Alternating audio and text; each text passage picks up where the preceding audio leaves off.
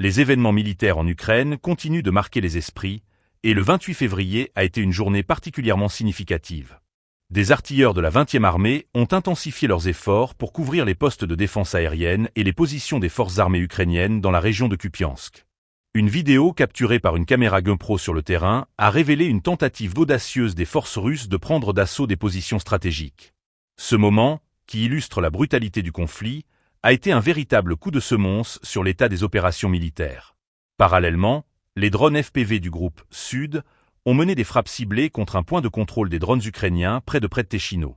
Ces attaques montrent l'utilisation croissante de technologies avancées dans ce conflit, où les drones jouent un rôle de plus en plus décisif. Les images capturées révèlent non seulement la capacité d'attaque de ces dispositifs, mais aussi l'évolution des tactiques militaires sur le terrain. La journée du 28 février a été marquée par une intensification des hostilités, illustrant les défis constants auxquels font face les forces ukrainiennes et russes.